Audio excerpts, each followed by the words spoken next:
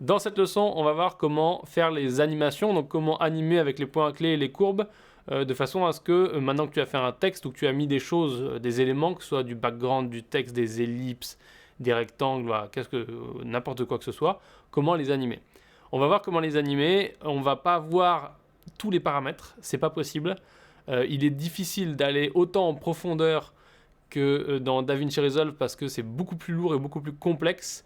Et chaque node suivi d'un autre node inclut 1 milliard de possibilités que tu n'aurais pas si tu ne mets pas les mêmes nodes. Bref, donc comme c'est assez complexe, je fais bien entendu le module supplémentaire, le module additionnel, qui te permet ou non, si ça t'intéresse, d'aller plus loin pour apprendre Fusion.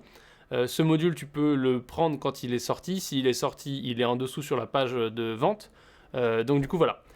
Maintenant, on va faire cette dernière leçon qui va te permettre d'animer un titre ou d'animer ce que tu veux d'autre, puisqu'on va voir tout simplement les basiques avec points clés, etc. que tu connais dans DaVinci mais que tu n'as pas encore vu dans Fusion. Maintenant qu'on a vu tout ça, on va voir comment animer notre texte qui est ici et comment faire une animation très simple, pareil sur notre background, enfin du moins notre background de texte qu'on voit ici. On va commencer par animer le background bien évidemment puisqu'il va ensuite nous permettre de révéler le texte.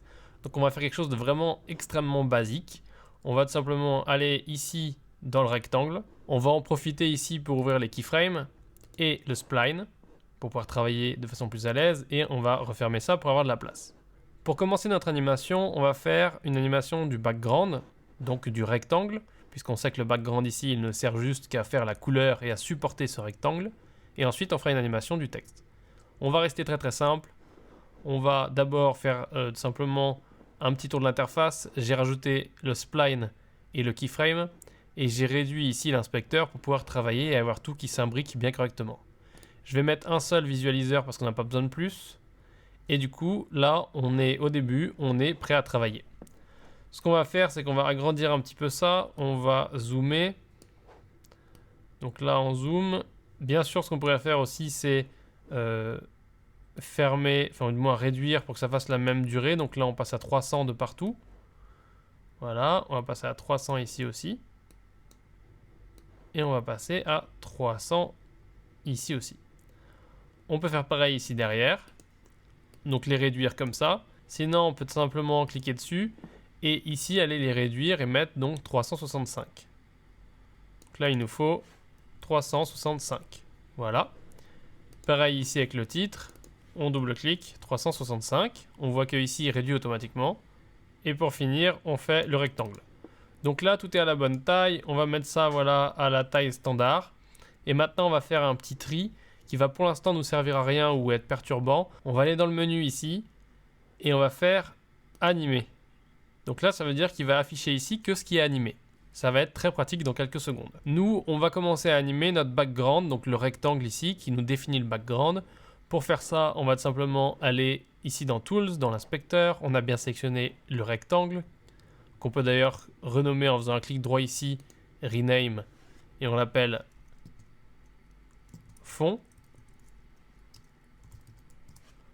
Et du coup, il s'appelle Fond rectangle, sans espace, parce que Fusion ne met pas les espaces. Et donc maintenant, on va pouvoir l'animer. Donc on va animer le Soft Edge. Ça va pas être très beau, mais c'est pour te montrer.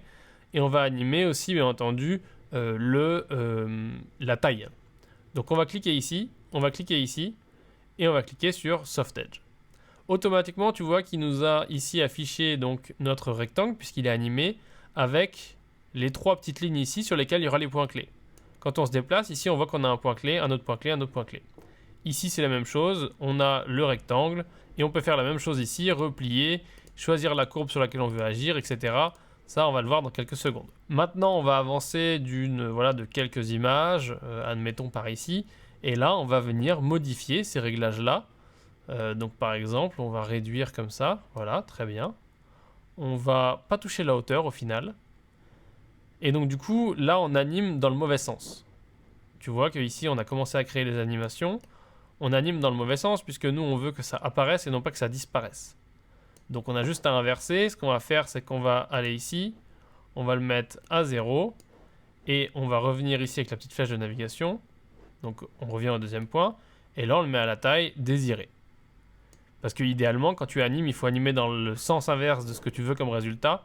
Parce que si tu as déjà tout positionné, il faut que tu animes dans le sens inverse, sinon tu te retrouves à devoir faire ce que je viens de faire, c'est-à-dire tout inverser.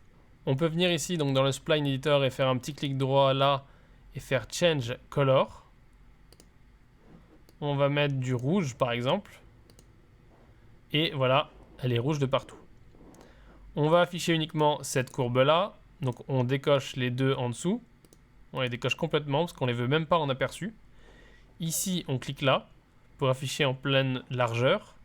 Et là on peut sélectionner notre courbe et cliquer ici ou appuyer sur S pour faire une courbe plus adoucie qu'on peut gérer après bien sûr comme ça. Et ça va nous permettre de gérer la vitesse. C'est-à-dire que là il va partir doucement, monter en vitesse, et là il va ralentir. Donc c'est ça qui nous permet de faire des effets assez intéressants, assez stylés, et qui ont surtout du cachet, qui ne sont pas juste des effets avec une vitesse linéaire. On a fait cette première animation, maintenant on va animer le texte. Donc ça veut dire que ici, à peu près, il faut qu'on se positionne pour animer le texte. Donc comment on anime le texte? On va sur texte ici, et on va faire l'animation la plus basique que tout le monde va faire en découvrant Fusion. Donc c'est un petit peu la base. On va aller faire un write-on. Le write-on, c'est simplement une animation d'écriture. On pourrait faire bien sûr une animation de couleur, on peut faire une animation de plein de choses, de police. Donc pour l'instant, on va juste faire un truc simple, c'est cette animation-là. On clique. Là, on va le passer à 0. Enfin, on va faire comme ça, on va le passer à 0. Là, on voit qu'automatiquement, il a rajouté mon texte. Et là, j'avance et je veux que ici, mon texte, il est apparu. Donc, je le fais écrire jusqu'à la fin. J'ai bien mon animation. Je peux naviguer entre les deux points pour vérifier. Et je peux ici aller me concentrer uniquement sur ce texte. Et donc sur la fin et non pas le start que j'ai fait par erreur. On le met en plein écran. Pareil, on fait pomme A ou CTRL A pour tout sectionner. On appuie sur S et ça va nous faire une belle courbe. Bien sûr, on peut modifier un peu cette courbe. Moi, je vais la faire comme ça pour que ça parte un peu plus vite. Et donc là, on a notre texte qui va s'animer juste après que notre background soit arrivé avec son animation lui aussi. Et maintenant, ce qu'on va faire, c'est qu'on va faire une autre animation sur le background. Donc, on va resélectionner le fond rectangle. Et là, on va animer le soft edge. On clique. On va par là. Tac. On reclique. Et là, on va faire comme ça. Voilà. Pas trop. Et donc là, on a nos trois animations qu'on peut voir ici. On peut déplacer les points clés comme ça ici. On peut les déplacer aussi ici, mais c'est moins pratique. Ici, ce sera vraiment pour gérer les vitesses, tandis que là, on va gérer le timing. Donc si par exemple, on veut recaler ce truc-là, on le prend et on le recale par rapport à ça. Et donc maintenant qu'on a fait tout ça, on va essayer de tester et de faire play pour voir ce que ça donne.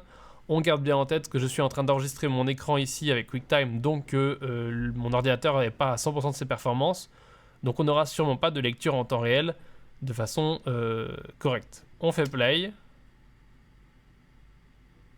Et là on voit notre animation et on voit qu'après il passe un petit peu en flou autour. On a d'ailleurs une animation qui n'est pas exactement en temps réel, mais c'était plutôt pas mal.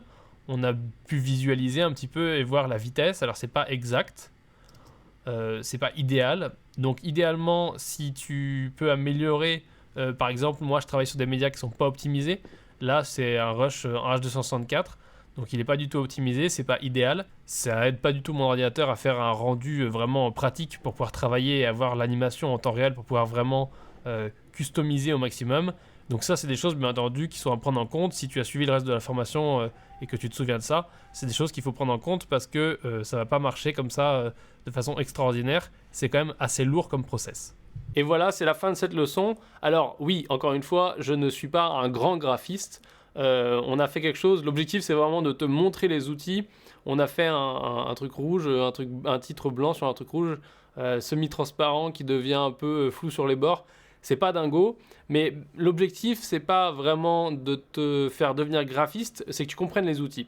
Parce qu'une fois que tu as compris les outils, tu peux aller observer, regarder ce que tu aimes bien sur Internet, prendre des références, que ce soit pour les couleurs, pour les tailles, pour les polices, pour les animations. Tu peux aller voir, même regarder des tutos sur After Effects. Et une fois que tu comprends ce que le mec fait sur After, ou que tu comprends comment un truc a été designé et qu'il est beau, etc., et bien simplement, tu peux appliquer ces mêmes choses parce que tu connais les outils et donc tu sais comment exécuter la même chose qui a été exécutée dans un autre logiciel ou justement ou après avoir analysé quelque chose que tu aimes bien.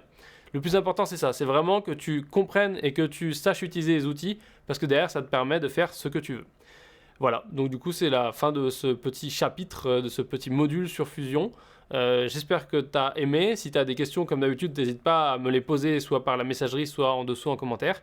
Et en tout cas, moi, je te remercie d'avoir regardé ces leçons et je te dis à bientôt.